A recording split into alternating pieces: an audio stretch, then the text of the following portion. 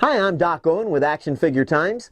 On November 15th, 2011, Matty's going to be having a huge sale. One of the things that are included is a lot of JLU stuff. We're going to actually try to look at two products. The first is this, what most people are going to want to buy, and this is the final 7 of the original Justice League that actually appeared on the show.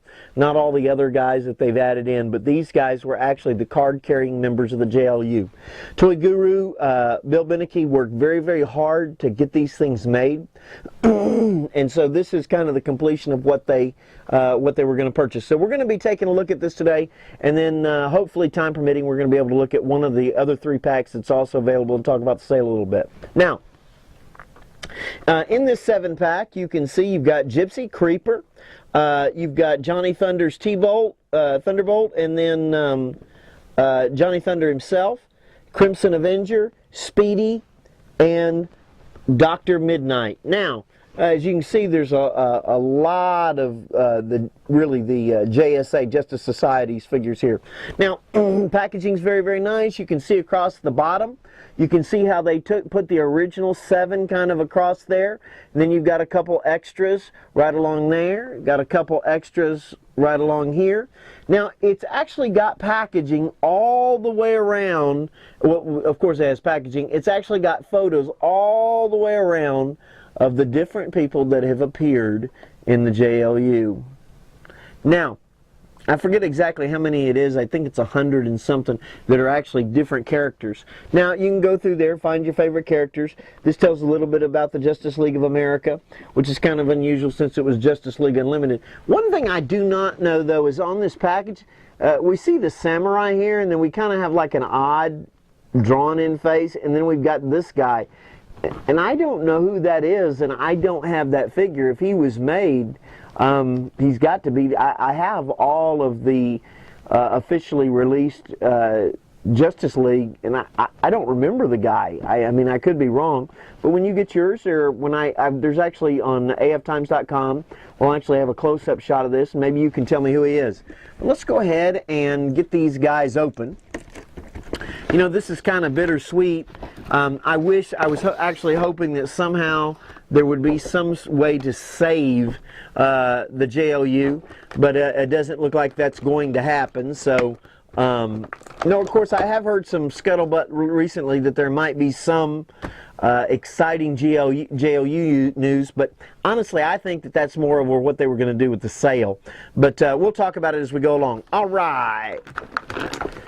Now, Dr. Mid-Nite, without his owl,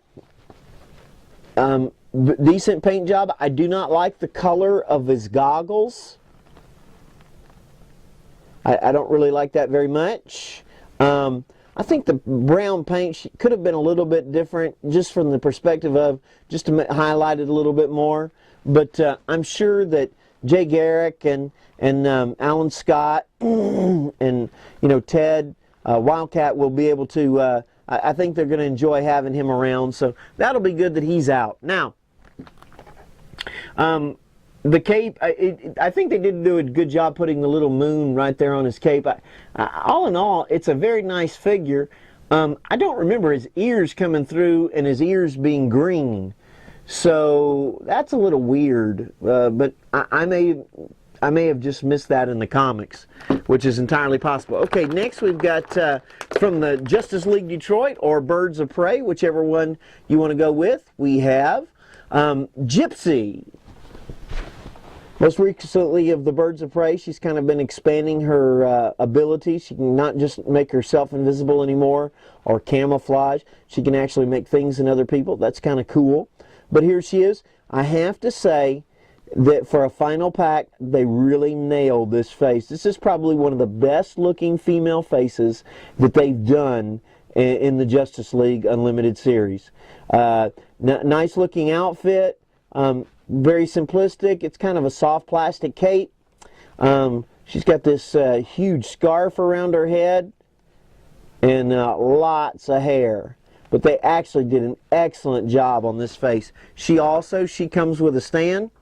So I'm sure that Steel or Commander Steel, I guess is what he was called. Vibe, Vixen, they're all going to be glad to have her around. So, Dr. McNider, okay. And next, this guy's kind of cool. This actually reminds me a lot of from the Batman animated series. In fact, I was trying to find him so I could compare the two. But this is actually a pretty decent face. They did very, very good on his boa. That's nice looking. He's not going to be grabbing anything, but he might be kind of scary. Mr. Jack Ryder. You know, I recently was playing Batman Arkham City, and with Jack Ryder was in it, and I was really hoping at some point, you know, because I referred to him in the last game, you know, that he might creep out on us. But this is actually kind of a cool figure. And he actually, for having that big boa on there, he actually stands very well, and I'm taking him out of frame, aren't I? All right. Now, it stands very well, and then he falls. Thanks, Jack. So here we have Speedy. Now, Speedy's rather tall for being, he's actually taller than Dr. Mid-Nite. That's kind of unusual since he's supposed to be kind of a sidekick. His haircut, I know it kind of looks like the comics, but I really don't like it, and I wish that, or not the comics, the TV show. I actually wish that they had not given him this, what to me is a Guy Gardner type haircut. And I really wish that he'd worn the hat in the show so that he would have come with a hat.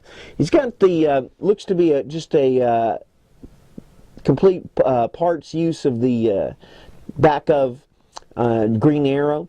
That looks kind of good. There is a difference in the paint here on his right hand, at least somewhat. That's kind of interesting, and it is a little bit different than his chest, but it matches his legs. It must be a different type of plastic or something like that. Got a little utility belt. I'm glad to get him as far as a figure, but you know, this rendition of the character I really don't like.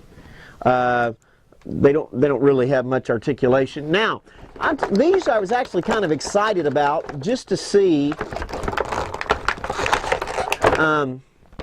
We have Johnny Thunder. He is the 7th son of the 7th son, born on the 7th day of the 7th month in the year of 1917. And he was born on a Sunday, which I think that they were trying to get at that it was the 7th day, but actually, according to all original calendars, Sunday would have been the 1st day, not the 7th day. But that's okay. Not a bad looking figure at all. I still think he towers over Dr. Mid-Nite. That's ridiculous. He was the run of the litter and the kid, but look how tall he is. In fact, he's going to end up probably being one of the tallest of the, in fact, I wonder if I got John here close by. Let me see.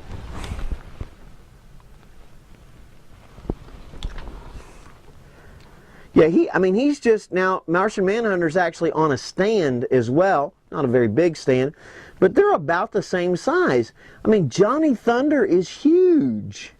That's kind of, to me, that's kind of bogus.